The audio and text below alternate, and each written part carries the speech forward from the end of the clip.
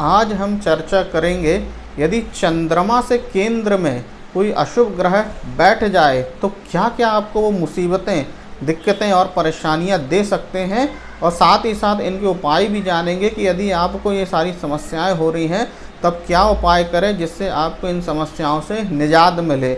देखिए, जैसे लग्न से केंद्र होता है वैसे ही चंद्रमा से भी केंद्र देखा जाता है। यानी जहाँ चंद्रमा आपका बैठा हो, जिस स्थान में बैठा हो, वहाँ से 4, 7 और 10वां घर, क्योंकि चंद्रमा जो हो गया वो पहला स्थान हो गया, वहाँ से चौथा, 7वां, 10वां भाव, ये क्या कहलाएगा? केंद्र कहलाएगा।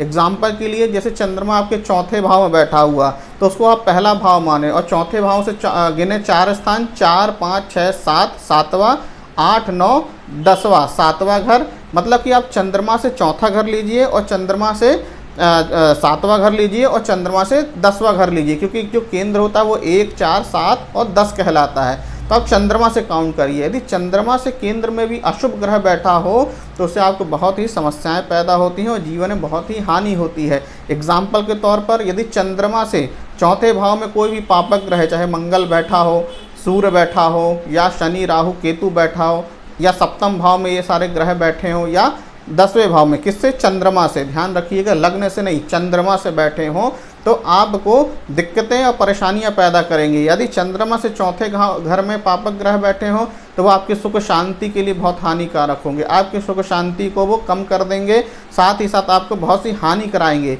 यदि चंद्रमा से सप्तम भाव में पापक ग्रह बैठ जाएं तो ये भी आपके वैवाहिक जीवन में आपको समस्या पैदा कर सकते हैं और साथ ही साथ आपको व्यापार में भी हानि पहुँचा सकते हैं, जबकि आपसी मतभेद पैदा करेंगे आपके पार्टनर के साथ। और यही चंद्रमा से यदि 10वें घर में कोई पापक ग्रह बैठ जाए तो ये आपके कैरियर के लिए बहुत समस्या पैदा करेगा। या हो सकता है कि आपको कुछ पद तो दे दे लेकिन उस पद से आपको असंतुष्टि देगा, क्योंकि चंद्रमा से 10वें घर में जो बैठेगा तो आपका बार बार हो सकता है कि वहाँ से परिवर्तन का योग बना दें, आपको परेशानी का योग बना दें। आपकी नौकरी हो परंतु आपके बार बार ट्रांसफ़र हो रहे हैं, या आपकी नौकरी में आपके प्रमोशन नहीं हो रहे हैं। जो भी आप कार्य कर रहे हैं उसमें आप मेहनत बहुत अधिक कर रहे हैं परंतु आपको उसमें सफलता कम मिलेगी। क्यों? इसका कारण है कि चंद्रमा से क्या है, जो है 10वां मतलब केंद्र जो कहलाया उसमें अशुभ ग्रह बैठा है। उसी प्रकार चंद्रमा से चौथे घर में, 7वें घर में और 10वें घर में कोई भी अशुभ ग्रह हो तो वह आपको अशुभता प्रदान करेंगे।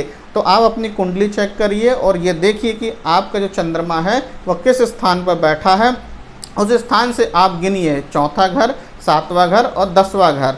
उसको गिनने के बाद आप देखिए कि यहाँ पे कौन सा पापक ग्रह बैठा हुआ है, और पापक ग्रह यदि बैठा हुआ हो तो आप रियलाइज़ करिए कि आपको देखिए उस पापक ग्रह के कारण क्या क्या समस्याएं पैदा हो रही हैं। और यदि आपको समस्या पैदा हो रही है तो फिर ज्योतिष में वही काम कि हमें उसका क्या करना है, उपाय करना है। सबसे पहले तो क्या उपाय करना है? पहले तो आप चंद्रमा को मजबूत करें, चंद्रमा से संबंधित मंत्र का जप करें या भगवान शिव को जल चढ़ाएं, दूध का अभिषेक कराएं, और साथ ही साथ जो पापक ग्रह आपके बैठे हुए हैं उस पापक ग्रह के लिए क्या करें, उन पापक ग्रह के मंत्रों का जाप करें। जो भी पापक ग्रह बैठा हो उनके मंत्र का जाप करें, और साथ ही साथ उनसे संबंधित आप दान भी कर सकते हैं। जैसे शनि बैठा है तो शनि से संबंधित मंत्र का भी जाप करें और शनि से संबंधित दान भी आप करें।